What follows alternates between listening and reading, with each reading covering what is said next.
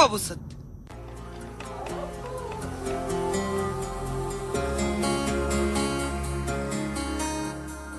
В един невзрачен край на галактиката, наречена Млечен път, една малка синя планета обикаля около едно жълто джудже. Обиколката трае малко повече от 365 дни и само по себе си това не е нищо особено. Просто една невзрачна планета обикаля около едно невзрачно слънце. Малкото суша на тази невзрачна планета е разделена на континенти. Те пък са разделени на големи реки и планини. Една такава планина е дала името си на цял полуостров – Балканския. Някои смятат, че Балканът е най-красивата планина. И то още от времето, когато хората са слезли от дърветата и са се заселили в него. Балканът безспорно е много красива планина, но има едно място в него, което е толкова красиво, че обикновено се слага като прилагателно преди Балкана. Получава се нещо като метафора или по-скоро символ. Символ на нещо неземно красиво, едно от чудесата на галактиката. Това горе-долу е краткото описание на Еленския Балкан, без кой знае колко задълбочаване, прехласване или силни думи.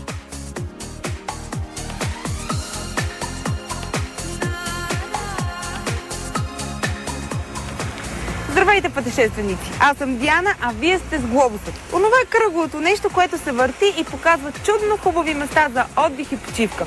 Сигурно сте забелязали, че напоследък нашия екип се подвизава по малките пътища на Стара планина.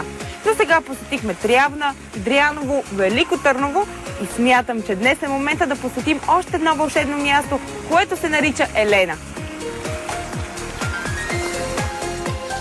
Ако трябва да обяснявате на извънземно от друг виден ръкав на галактиката къде се намира Елена, вероятно бихте му казали да отиде на третата планета. Първо да намери България, после да пита. Всеки знае, че Елена се намира малко след центъра на България и после вдясно или вляво, в зависимост от коя посока ще се приземите.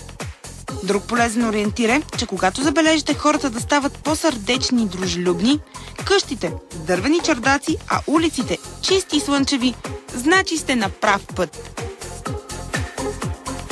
Елена е град с многовековна история, родно място на родолюбиви българи и будни хора. Еленчани са истински планинци, хора с благ нрав, приятни и усмихнати, но не се опитвайте да се правите на по-арбап от тях. Думата, която най-добре характеризира мястото и хората, е свобода. Ако не ни вярвате, поровете се в учебника по история. Много жители на града са загинали в национално-освободителното движение на България.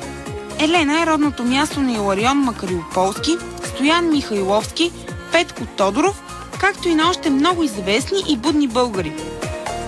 В Елена се намира първото специализирано училище за учители Даскалоливницата. Тук се намира и първият опит за жилищна кооперация в България – 5-те разоканови къщи. Тук е проведен и първият горе-долу сполучлив опит за създаване на елексира на безсмъртието. За справка, опитайте еленската сливова, комбинирана с еленски бут.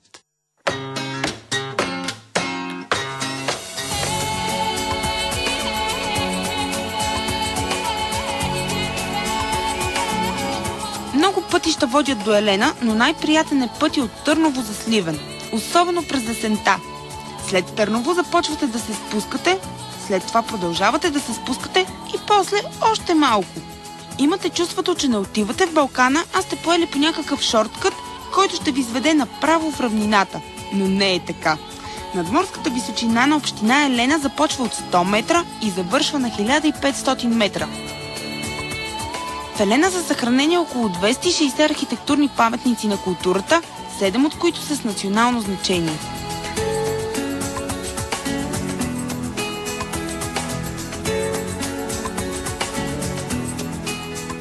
Докато пребивавахме в Елена, съвсем грубо изброихме поне 15 хотела. Освен това, в околността има десетки къщи за гости, туристически спални, както и няколко хижи.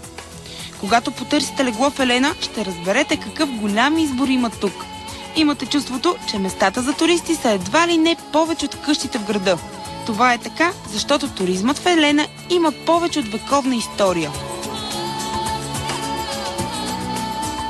Не е случайен факт,